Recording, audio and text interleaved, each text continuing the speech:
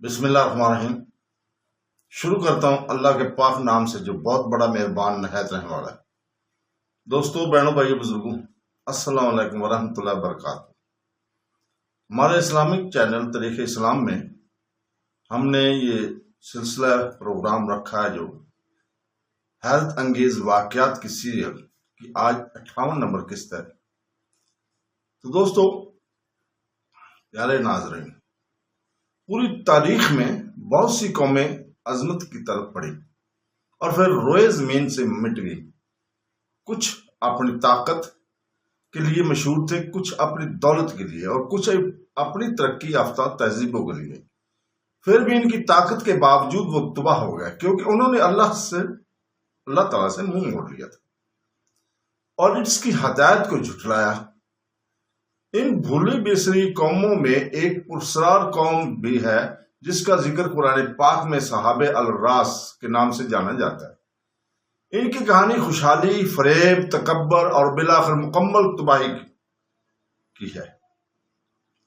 اسلامی مورخین اور مفسرین کا صحابہ راس کے صحیح مقام کے بارے میں اختلاف ہے۔ کچھ رپورٹس انہیں یمن کے علاقوں میں رکھتی ہیں جبکہ دیگر انہیں آذربائیجان کے قریب کے علاقوں سے جوڑتی ہیں۔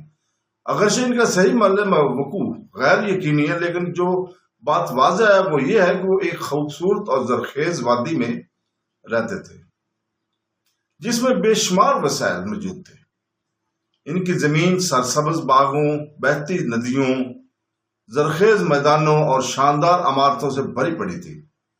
ان کے پاس تصور سے بھی زیادہ دولت تھی اور وہ آرام اور آسائش کی زندگی سے لطف اندوز ہو کرتے تھے۔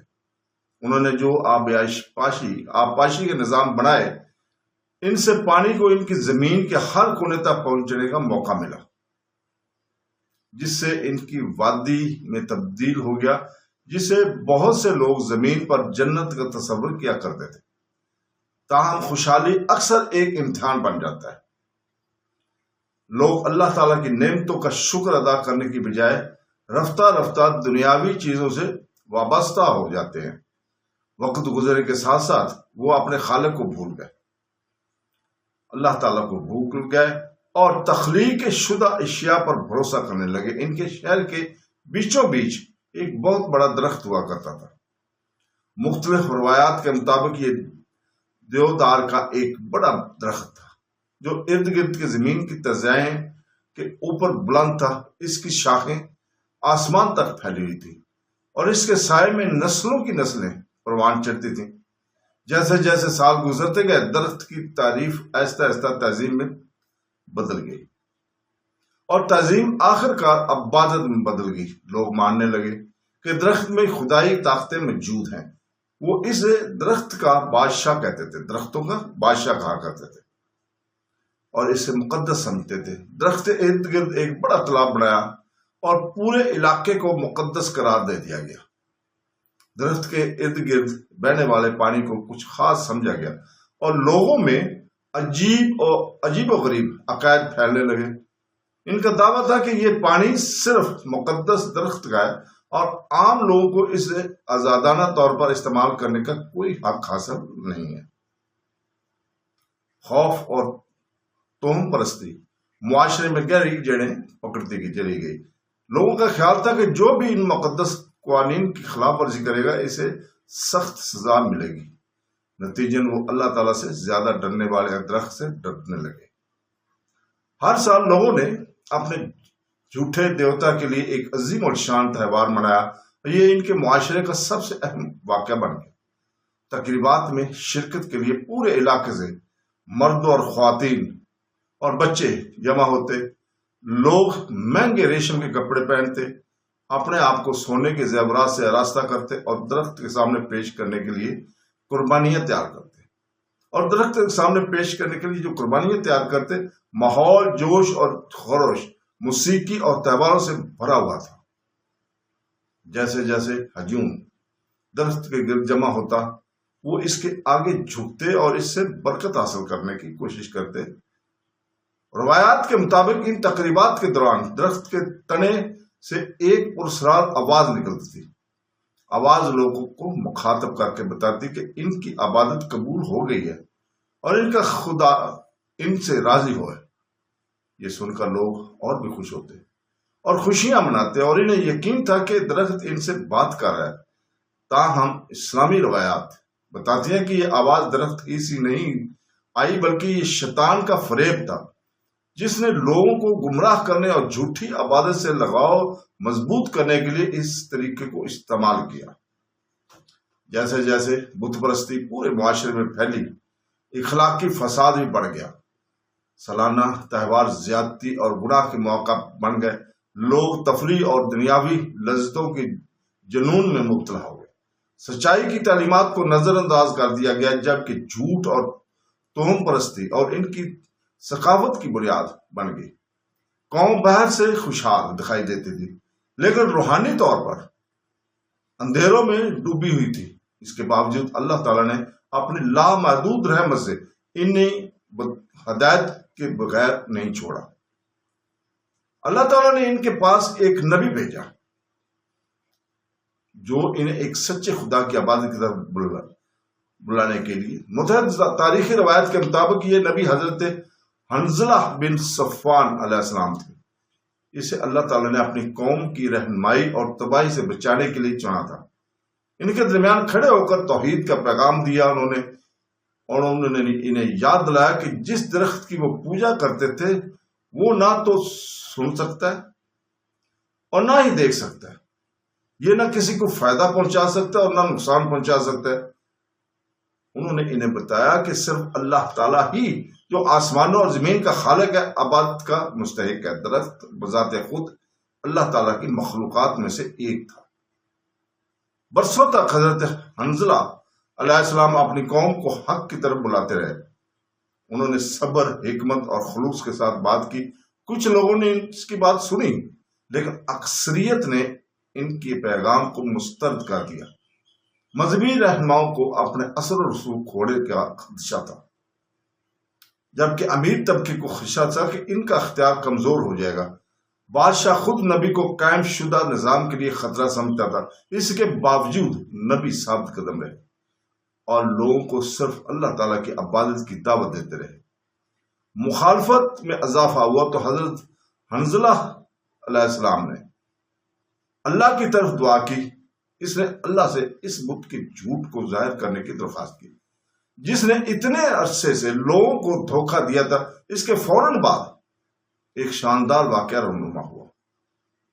وہ دیو ہیکل درخت جس کے نسلوں سے پوجا کی جا رہی تھی مرجھانے لگا، اس کے پتے اس کی شاخوں سے گرنے لگے۔ ایک زمانے کا طاقتور درخت آہستہ آہستہ اپنی خوبصورتی اور طاقت کھو رہا تھا۔ اس سے بھی زیادہ اہم بات یہ ہے کہ وہ پرسرار آواز جسے لوگ اپنے خدا کو مانتے تھے اچانک بند ہوئی۔ فریب کا پردہ فاش ہو چکا تھا۔ لوگ سچائی کو قبول کرنے کی بجائے مشتعل ہو گئے۔ جب انہوں نے اپنے مقدس درخت کو مرتے دیکھا تو پیغمبر پر الزام لگایا۔ بادشاہ نے غصے اور غرور سے لبریز ہو کر حضرت حنظلہ علیہ السلام پر اپنے خدا پر جادو کرنے کا الزام لگایا۔ انہوں نے اعلان کیا کہ پیغمبر قوم پر مصیبت لے کر آئے اور سخت سزا کا مطالبہ کیا۔ جھوٹ کی عقیدت میں اندھے ہو کر لوگوں نے بادشاہ کے فیصلے کی حمایت کی اور وہ نبی کو اللہ تعالیٰ کا رسول نہیں بلکہ اپنے دین کے دشمن کے طور پر دیکھنے لگے تھے۔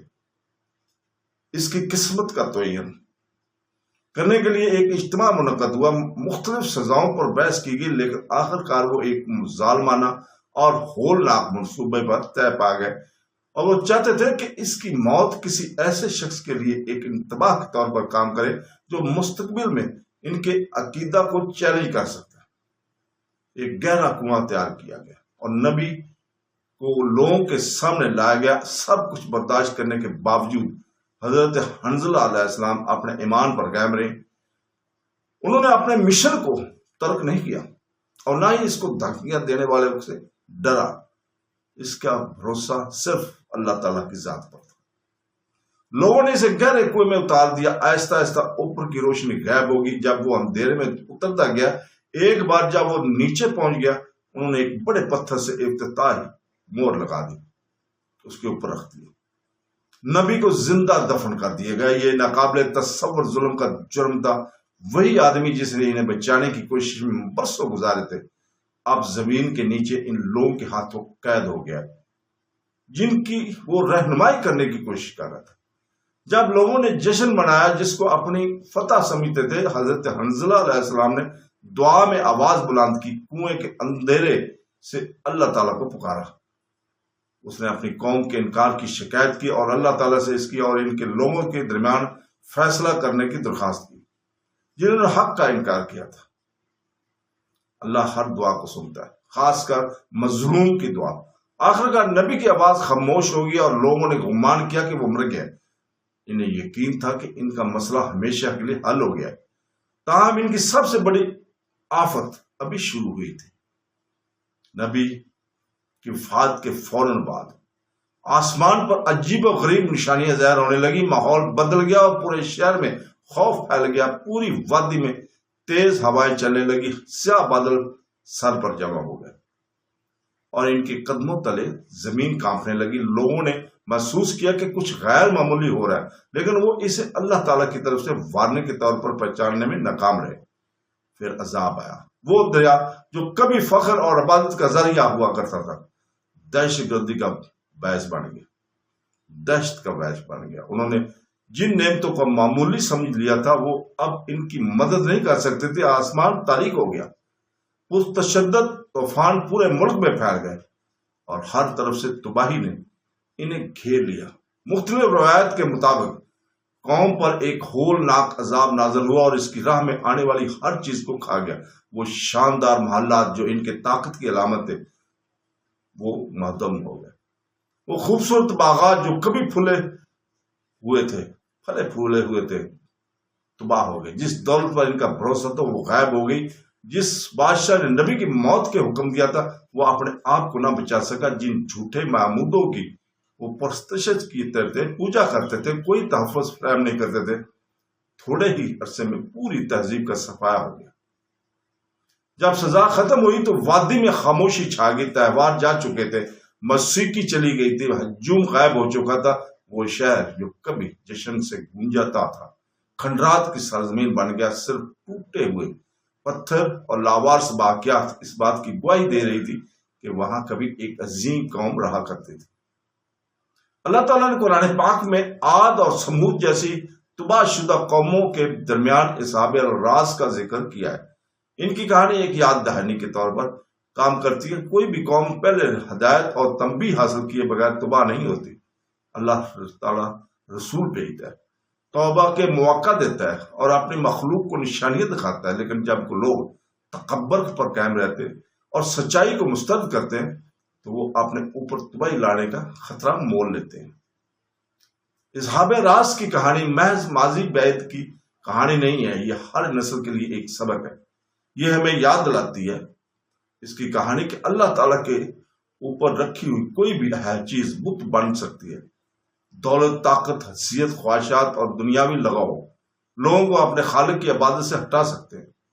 اصحاب راس کے لوگ ایک درخت کی پوجا کرتے تھے، لیکن بنیادی سبق ہر دور میں متعلقہ رہتا ہے۔ آج ان کی تہذیب مٹ گئی ہے، ان کی آوازیں خاموش ہو گئی ہیں اور ان کے محلات خاک میں مل گئے، پھر بھی ان کی کہانی ایک انتباہ اور سبق کے طور پر محفوظ ہے۔ اللہ تعالیٰ ہمیں تکبر سے بچائے، حق کی طرف رہنمائی کرے اور ہمیں ان لوگوں میں شامل کرے جو ہم سے پہلے گزرنے والی قوموں کی غلطیوں سے سبق لیتے ہیں۔ آمین ثم آمین۔ اللہ حافظ۔